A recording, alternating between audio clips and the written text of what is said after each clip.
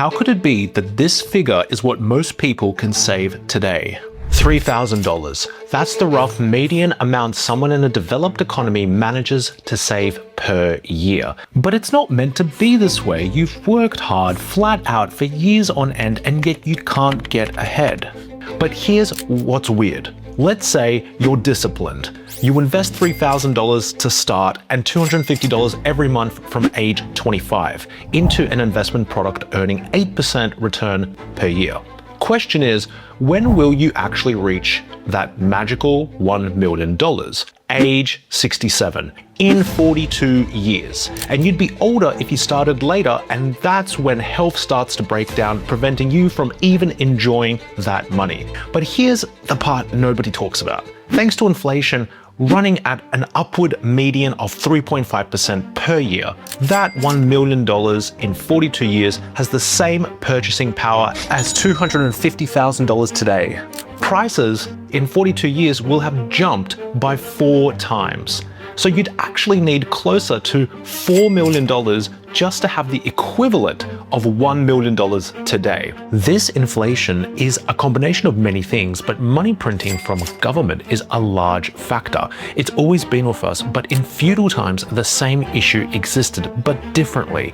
Back then, money was made up of gold, silver, and copper coins or bars, but you couldn't make more appear like reserve bankers do on a screen with today's digital money, because unless they found and dug up more gold, silver or copper, or else took it from a trading partner, or else an enemy that they beat in a war, they couldn't make more of this hard money. Instead, the monarchs debased the existing coins, which means they diluted the amount of precious metal in them, or made them smaller in size. Think about shrinkflation today, and stored that precious metal for themselves, making themselves richer, while everyday people suffered as everyone could see the new coins had less precious metal, and those lucky to still have older, larger coins could buy more than those who got the bad quality, smaller coins who could only buy less.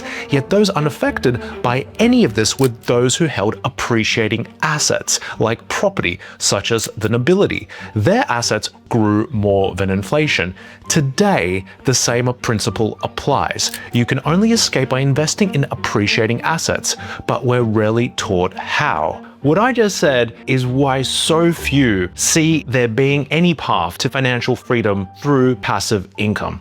It's why most people need to work for income their entire life, as people historically did, or else apply for welfare income like hundreds of millions of seniors worldwide today, even though many of those seniors own million-dollar assets like their home. Problem is, that home does not generate income, but adds to expenses, especially if it's falling apart. Today, like long ago, the top 10%, regardless if they worked or not, earned passive income through income-generating assets, many of which had been inherited. And most would agree that the goal financially today is to hopefully make money work for you and not you work for money. Problem is, we're mostly taught that the best methods out there to do this is investing in stocks, property, or gold. But at the best, you'd need to hope and pray that any of these 3 classes of assets consistently return 8% over 42 years. And that's assuming you can invest $3,000 yearly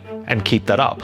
But when you look outside of the usual playbook, away from the advisors who get paid commissions to recommend the same old financial products and strategies, there's one asset class that for 15 years since its creation has compounded at 49% annually. And if you'd put that $3,000 or $250 a month into it, you'd have crossed that $1 million in just 10 years by the simple maths of compounding.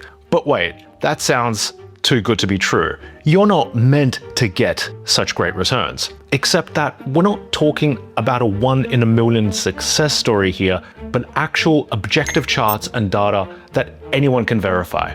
Because honestly, telling people to just go back and save more money isn't helpful. It's a distraction from the core problems people face. Rising costs of housing, food, and utilities makes saving harder every single year. It's true that some, of course, squander their money on wasteful spending, but curiously, data shows the majority are instead hit with unavoidable costs, and housing being the largest one, which destroys from 1/3 to over 50% of people's entire incomes. So how on earth, statistically, is the everyday person who's smashed with cost of living and lack of wage growth is ever meant to really get ahead? If you go to financial planners or even financial commentators, their mantra for you is put your money into the following places. The first is the stock market, and usually stock market ETFs, which is a fund that tracks the entire index of companies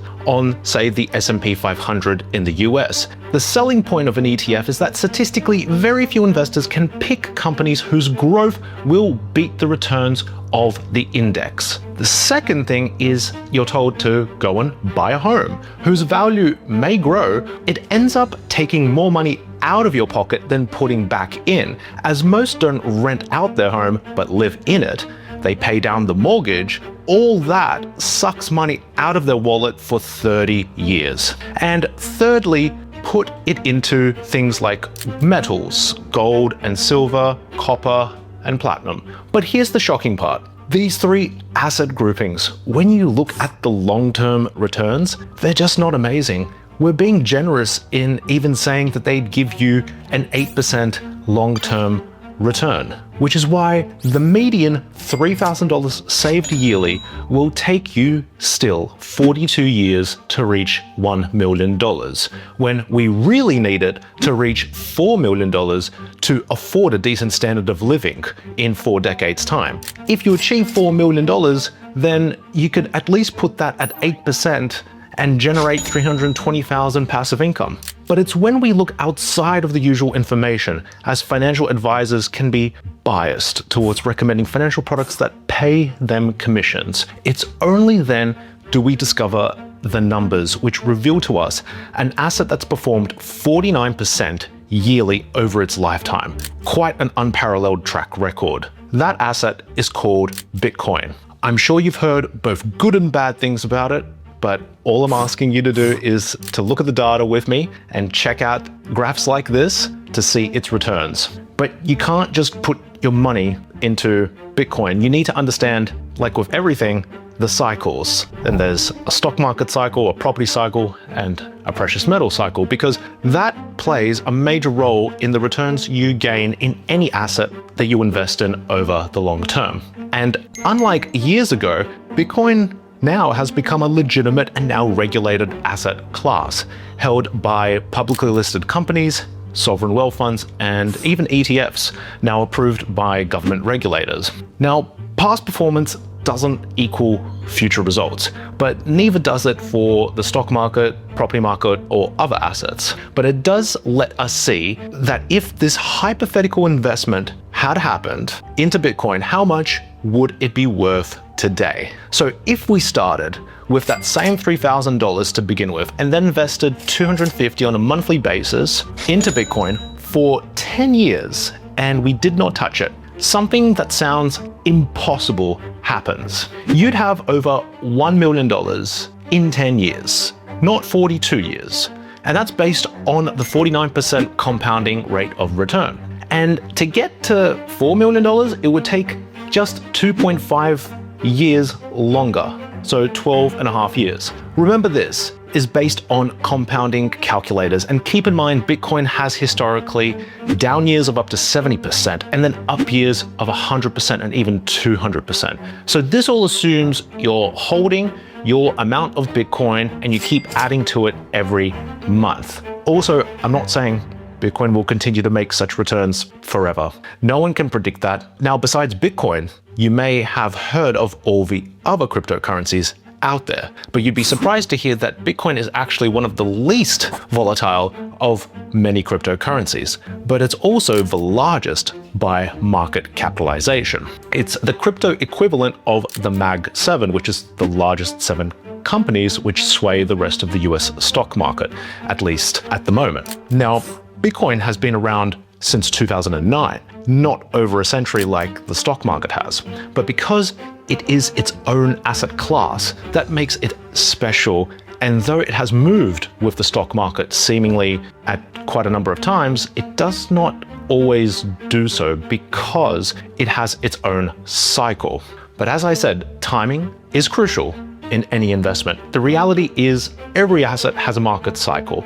Only in hindsight do these cycles look like they make sense. Is it an uptrend, downtrend, a bull market, or a bear market? Anyone, if they could, would buy at the bottom of each cycle. But I'm not suggesting anyone try to time the market, only that you know that these cycles exist. Because most don't tell you that if you bought stock market ETFs in early 2000 at the top of the stock market, it would have taken you 13 years to get back to just break even. Then we have the real estate cycle, which though is specific to each city, suburb, and even street, it's still, on average, had you have gone back in time and bought a US home in 2007, you'd have likely seen declines in your property value for a decade and would have only broken even in the house price after 2017. Now, with Bitcoin, according to the latest information, it runs on 4-year cycles,